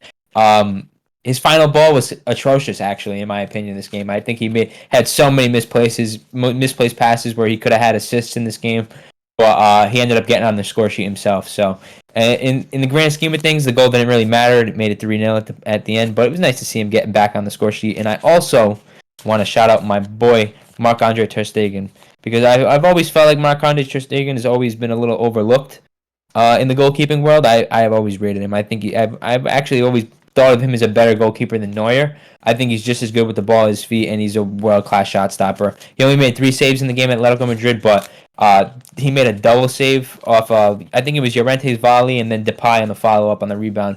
That was unbelievable. He had no business getting to Llorente's volley, picking out of the bottom corner, and then to have the reactions to get up and spread himself and make the save to deny Depay as well and keep the clean sheet. I thought it was just brilliant to see him back in form. I know he's missed a lot of time with injury. And it's sad because he's been out for a while, and now Courtois suffered another injury. I don't know if you guys saw, he tore his meniscus in his other knee. Yep. So it's looking like his season is pretty much over if there was any chance of him returning, which is really, really sad. I really love Courtois, and ter Stegen coming back. It would have been nice to see Courtois make his way back as well, but it looks like it's going to be a little bit delayed now. I'm interested to see if he's going to be back in time for the Euros. I think it would be a little outrageous to rush him back, considering he's been out for so long. But yeah, I hope he recovers well, because I love Courtois. I think he's one of, if not the best goalkeepers in the world on his day. Yeah, really only have comments on Barca for La Liga. I cannot believe that João Felix signed a contract extension with Atletico Madrid, because I think it's so clear that he performs so much better outside of Madrid, Atletico rather. So, I mean, I think he fits this team perfectly. And for Xavi to come out and say it is, or the club really to say that they don't see him coming back is weird to me, because I think he fits so well, like we've talked about. And yeah, I'm glad to see him have these performances, especially against Atletico, because I hate Atletico for ruining him, to be honest. I never really liked him to begin with, being that Ronaldo supporter and always kind of following Madrid. That Atletico were always like the little brother that were just annoying. But for them to destroy such a talented player bothers the crap out of me. So yeah, I'm glad he stuck it to him with that goal. And also, little thing with João Cancelo, who had to miss the game. I don't know if you guys saw. He had a family member had some sort of medical emergency with a rare heart condition, and he had to be kept out until he was tested and confirmed that he was clear. Wow. Which luckily he was. See that. Yeah, it just came out today, this morning. So glad that's all good for him, because it looks like he finally may have found a home in Barca. He's been a kind of perennial big club hopper. Was at City for a while, but then was just shipped out for some reason. So glad to see he can probably find some stability in his career right here. But yeah, again, another good Barca performance towards the end of the season, which has continued to happen under Xavi, even though he got sent off before half. But that's besides the point. Yeah, I think it's interesting. I wonder, because it's got to be plain and obvious. You know what I mean? It's not like we consider ourselves like football nerds and everything, but we're no extreme geniuses to the point where we're the only ones that see João Felix doesn't fit at Atleti. Like, he must know it, the club must know it. It's plain and simple. So I wonder if part of the deal and the contract extension is like, all right, listen, like, extend contract and we'll promise to get you a move. You know what I mean? Maybe they're trying to extend the contract to make some of the money, because that was a hefty sum. I mean, it's talked about all the time how much they paid for him and how little they got out of it. I mean, mostly to their own fault. Right. Self-inflicted, yeah. So it's interesting. I wonder if there's a bit of that, because he's got to know that he doesn't fit there. And if I'm him, like, if they're not going to sell me, let me run down my contract. So maybe there's a little bit of that in it, but you have to question the people around him too that are allowing this to happen. Oh yeah. I think George Mendes is he's under that agency, so that's just terrible, especially from a Portuguese man to ruin one of the best Portuguese players. It's incredible how this has been able to happen, and it's been prolonged now with the contract extension. So I think he's tied there for another 4 or 5 years, which is ridiculous. Yeah. So I hope he's able to find stability in a new place too. I think that new place could be Barcelona. I mean, he looks like such a Barcelona player to me. I don't think they don't want him. I think they can't afford him. No, I'm pretty sure they don't want to make another push for him. They can't afford him, truthfully, to purchase him. But I don't think if they had the ability to sign him on a free, I'm not sure they do. Which is kind of crazy to me. But yeah, from the beginning, I've seen he looks like a Barcelona player. He's the most Barcelona player outside of Barcelona that I've seen in a while. I think Bernardo Silva is another one that kind of fits that mold, where they're Barcelona players that never got to play there until now for João Felix. Yeah, it's funny enough because we've been talking about João Felix for so many years, and he's still only 24. So I mean, if he's anything like his compatriot Ronaldo, he'll be playing for another 10 years at least. So I'm sure this is not the last we'll see of him in a better club than Atleti. But it remains to be seen. I just want to quickly comment that, you know what, I had said this whole Thibaut Courtois injury thing might be a blessing in disguise, at least for Ancelotti, because I had mentioned a couple weeks back, and I think you guys agreed with me that, the way Lunin has been playing in net for Real Madrid, like, even if Courtois did come back, I mean, do you take him out? Those gloves are hot, you know what I mean? And sure, they concede every now and then, but I think it's not really to his fault at all. Maybe a little lackluster defending, just a really good performance from the opposition. But so maybe this is, as long as Lunin stays fit for the rest of the season. Obviously, you only have so many keeper backups. I mean, they do have Kepa, who's kind of shit, but at least he's decent. Right. So I don't know. It's going to be interesting to see what happens with Thibaut Courtois and Lunin. But I think this will alleviate the headache of trying to worry if whether or not they pulls Lunin and puts Courtois in. Absolutely. Because he's not forced into that change. You're right. And I think that the thing that stands out to me the most about Lunin is he makes a lot of saves that he really shouldn't be making. Oh, yeah. And that's to me, that's the most important thing as a goalie. Like, every goalkeeper can save the shots that are right at him, or the ones that they got to dive a couple feet over for. It's about making the saves that you're not supposed to get to and getting results for your team. And there's been a couple times this season where I think Real Madrid have not played well at all, and it's been Lunin that's making the difference for them and keeping them in games and getting all 3 points. So I think they're going to be just all right going deep in the Champions League and probably wrapping up the La Liga title at this point too, with Lunin back there minding the sticks. Yeah, absolutely. That about wraps up all the games we have to talk about. So that brings us to our 5-a-side, where, as usual, we will be doing a goalkeeper, defender, midfield, forward, and a flex of the outfield positions. Per usual, we will have our goalkeeper resident G shout out a couple names. I know you've already kind of talked about them a little bit, but remind us who your picks are for this week's goalkeeper. Yeah, I think it was kind of slim pickings this week for the goalkeeper room. There's a lot of good performance from goalkeepers, but they also conceded a lot of fucking goals at the same time in their games. I thought Onana played pretty well for United and Kelleher as well for Liverpool, but they both let in 4 and 3 goals respectively, so I can't really shout them out. A goalkeeper that I will shout out, even though he conceded 1 goal, was Georgi Mamardashvili. What a performance he had. I mean, Valencia probably should have conceded about 7 times in this game against Villarreal this weekend, and the only reason they didn't is because of him. He made some unbelievable saves. He made an outrageous triple save in the first half as well. Finished the game with 6 saves in total and a penalty kick save. And my other shout was Ter Stegen because he's one of the few goalkeepers that had a shutout and actually had something to do in that shutout. And like I said earlier, he made a couple outrageous saves as well. So I think that they're the two main shouts, but I'm going to give my shout to Mamardashvili because I thought he had some unbelievable saves in that game. And like I just said, making saves that you're not supposed to get to, he just about all 6 of them were saves that he had no business getting to. So in my opinion, he's an easy shout, Georgi Mamardashvili of Valencia. Yeah, I can't say. like it. I can't say I completely disagree. I think Ter Stegen was a good shout that you mentioned. I'm glad you did. Obviously, Atletico Madrid being a little bit more attacking recently, and that being such a high stakes game and coming back from some injury time, so it was definitely a good performance from him. But yeah, I think Mamardashvili, which I can't say as well as you do, is a good shout, and he had a great performance in that match. Defenders, I think it was also a little bit of slim pickings. I think because our midfield forward conversation is going to be fun because I think there was a lot of high scoring positions up front, which is what led to our little bit of lack of pickings for the defense and goalkeeper role. But one of two guys that I wanted to shout out, I think the Fulham Tottenham game was a good example of a shutout and some fullbacks going forward. I think. I'm forgetting his first name. Anthony Robinson. He's been quietly having a really good season. I think he had a really good game for Fulham against Spurs, obviously getting an assist in the day, keeping the clean sheet. We haven't talked about him too much, but he's been putting in some performances. I know every now and then we mention him in the group chat, but on here we haven't talked about it too much. So I think, in my opinion, that's a good shot for defenders. I don't know if you guys had a couple. Well, if your name's Eric Hogg, you'd be picking Bruno Fernandes if you're a defender. Yeah. So.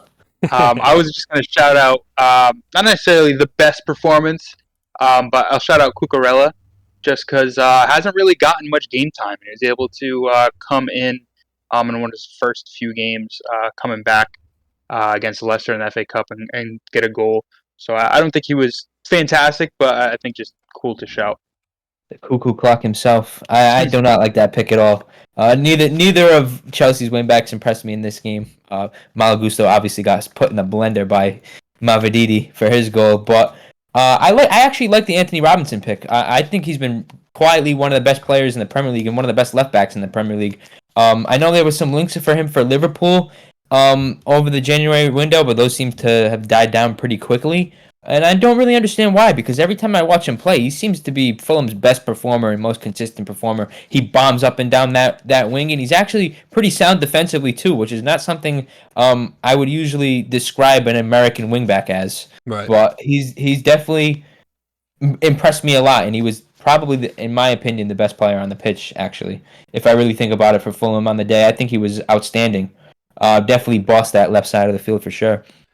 Yeah, I mean, the only other name that I was going to even counter myself with was potentially David Raum, who we all know is a big name in Europe, especially in the Bundesliga, is a fantastic fullback as well. Again, an assist at the weekend as well. But I think comparing Cologne to Tottenham, I think the shutout for Tottenham and the fantastic performance by Anthony Robinson outshines that a bit for me. So yeah, I'm going to stick with that if you guys are cool with that for defense. Mm-hmm. For midfield, we have a couple shouts, right? I'll say one of them and give you guys a chance to kind of speak your mind about it. Valverde had an excellent game in that 4-2 Real Madrid win. Had a hat-trick of assists. He's one of those players that he had probably a better season. Was it a season or two ago when he was really like the focal point of that midfield and also playing in like every single position on the pitch, but still quietly being a fantastic player and a real trooper and a real soldier for Real Madrid. So definitely always worth to have his name on the sheet when he has a performance like he did this weekend. But I don't know if you guys have a couple other names. I think Musiala deserves a shout easy. I know we shined a lot of light on him when we talked about the Bundesliga, but 2 goals and an assist.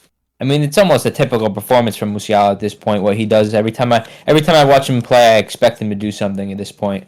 And Valverde, to speak to his credit, 3 assists. I mean, you don't really see that ever, a hat trick of assists. Mm-hmm. And I want to say I have to give him a lot of credit for his mentality because, like you said, he was pretty integral to their team in their Champions League run in the last couple of seasons, and he's kind of taken a bit part role this season. He's not been used as much. I think he's come off the bench a lot more, and Camavinga and Tchouaméni been getting a lot more time in midfield. Kroos and Modric being rotated in there as well, and obviously Arda Güler coming back is huge too. But I really like Valverde. I always enjoy watching him play. He runs 100 miles an hour. He kicks the ball about 1,000 miles an hour. He's just all action all the time. He's definitely a fun player to watch, and I think he had the best performance in my opinion in midfield. As much as I really enjoyed Musiala, I think a hat-trick of a assist speaks for itself. Really. Yeah, absolutely. Yeah, I think I lean Valverde as well. Yeah, I will just mention a couple of names, maybe for the flex shout later. A couple other good performances we mentioned earlier. Bernardo Silva with a brace on the day from the right wing position, and as well as kind of Jamal Musiala's counterpart on Leipzig as a young talent. Xavi Simon's got a goal and an assist this weekend. He's been quietly again one of the best, not even so quietly, one of the best players in the Bundesliga, and he's going to be a talent for sure for the years to come. But yeah, I think I lean Valverde as well for our solid stamped midfield position. If you guys have no objections. Love it. As far as forwards, I'm going to do the honors and praise my Lord and Savior of the season so far, Gyokeres, with 4 direct goal contributions, a hat trick, and an assist. I think honestly, this game in itself sums up what he is. I mean, I implore you to go watch the Sporting highlights just quickly because the goals he scores, the penalty was phenomenal. I mean, reminiscent of that Depay penalty, it just blasted it perfectly into the corner. The keeper had no chance. I think he dove the right way and everything. He also, the assist he gets, he just drives the ball to the byline and muscles off 2 to 3 defenders. Doesn't do anything too fancy. Keeps the ball tight to his feet, and then just lays it off into the middle for a nice easy tap. And I mean, it looks like that guy could carry 500, 600, 700 pounds on his shoulders and keep running at full speed. It's unreal. And then his other couple goals are just absolute, just units of just mentality and strength. So he's unreal to me. But I'm sure you guys might have at least a couple other names that had really good performances at the weekend. Yeah, I think Gyokeres is probably the easiest shout to make, obviously, with just the numbers. But I think Lewandowski deserves a shout, too. I mean, he's involved in all 3 goals for Barcelona, and he's really the fulcrum of the attack in the game. I mean, I think all roads lead to Lewandowski in that game, and he's kind of been shit lately, actually.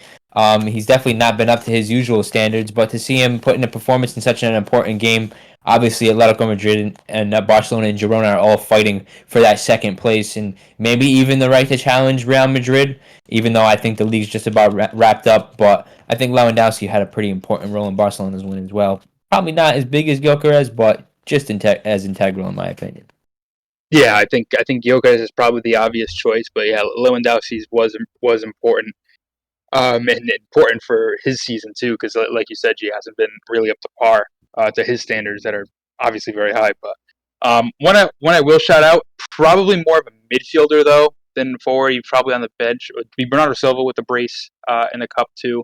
But I think that might be a shout for the flex because I don't think he really is a forward. He's one or the other. But yeah, I think the obvious choice is Gyokeres. Yeah, so I think we'll lock in Gyokeres, but yeah, like you said, Jay, I think that's going to bring in an interesting conversation because we've mentioned a couple names with purely numbers point of view are pretty level with Musiala, Lewandowski, and Bernardo Silva with 3, 3, and 2 goal contributions, but also excellent performances and some meaningful games as well. With Bayern Munich needing to keep that ball rolling if they want to get into some good form, going to play against Arsenal. Obviously, Barcelona taking on Atletico Madrid. That's a huge derby game. And then, of course, City playing in a quarterfinal of the FA Cup, which is one of the most important trophies to win in England. I think it's 3 players with 3 big performances that deserve to be highlighted. So I'll let you guys maybe make an argument, make a pick, and cast a little vote on the. Can I throw a hippie shout out there? Sure. Scott McTominay. Okay. I thought he was absolutely superb, actually. And one of the few times I could ever say that, I think, about McTominay. The goal he scored and the assist he had, I mean, they were just classic vintage McTominay contributions. I mean, just a darting run through the midfield, bursting through. The goal came on the end of a beautiful pass from Rashford, and then he's the one that sets up Rashford to score in extra time as well. So I think he deserves at least a shout. I know we didn't really talk about him too much when we covered the game, but I think he could sneak in there. No, you can give him a shout, but he's not beating any of those other guys. I'm sorry. Ironically, I would put him in there over, honestly, personally, I would put him in there over Bernardo Silva. Honestly, that conversation I could see. I was leaning towards the other two anyway. Because I think Bernardo is more of a. because he's Portuguese, honestly. Well, Yeah, I mean, come on. a brace in the quarterfinals. Notice I didn't pick no Italians. I was gonna say I was surprised no Serie A shots. I want to say though it would be hilariously ironic that Pat couldn't make the pod today, and the player he probably hates the most on United would be our flex position. So it'd be kind of funny as a troll. But no, I seriously I think Lewandowski or Musiala probably deserve a shout. You lean Musiala. How about you, G? Yeah, as more of a not gift because he doesn't give a shit that we're gonna pick him, but more like consistent performances throughout the year. Yeah. I'm gonna go the other way. Actually, I think I want to go Lewandowski because he's been so poor, and to show up in a big game like that, I think it's pretty crucial to his motivation and his confidence moving forward to close out the season. Obviously, Barcelona have some big Champions League games coming up and some big ties coming up. I think there's another El Clasico too coming up pretty soon. So I think a goal and 2 assists is pretty important for Lewandowski. Probably more important than Musiala's 2 goals and an assist against Darmstadt. Yeah, I think in the position I am right now as being the deciding factor, I think G makes a great point. I think considering that the numbers wise, it's the same performance, right? However, there's a matter of importance and the quality of the side. I mean, at the end of the day, they're professional football players, but Atletico Madrid are obviously far more quality than Darmstadt or however they're pronounced, being at the bottom of the Bundesliga. And I think Lewandowski, deserves a little bit of credit for pulling himself out of the gutters of form. He was probably the best striker for a couple seasons in the past 10 years. So the fact that he kind of slumped down but can pull himself back up shows a level of professionalism that we know he has. I think he deserves a shout for our flex position this week. With that locked in, our 5-a-side team of the week for this weekend would be our man in net, Mamardashvili. Okay, that's a mouthful. With an excellent performance. Anthony Robinson, an American-born player, which is nice to see. I think that might be our first American, unless we had Pulisic. I think Pulisic's been in there once. Pulisic. But yeah, definitely a cool one to shout in there. Valverde, a name a lot of people will know as being a top performer week in, week out. Gyokeres, obviously an icon for Sporting at the moment. And then Lewandowski, who dominated the Barcelona-Atletico Madrid derby at the weekend. So it's been a fun little episode. I hope everybody, like I said before, is going to be enjoying their international break. We'll be highly anticipated coming back for some club football, obviously, especially so when we get back to, and I think about maybe a week and a half's time when I'll be attending one of those international games. Oh, right. Italy are coming here to New York, yeah? Yeah, New Jersey. We're playing against Ecuador at Red Bull Arena. I'll be there. Me and my brother, my dad, and a bunch of other Italians having a great time. In a couple days, no? Yeah, this weekend, Sunday. Perfect. So next episode, we'll actually have a nice little live review, probably.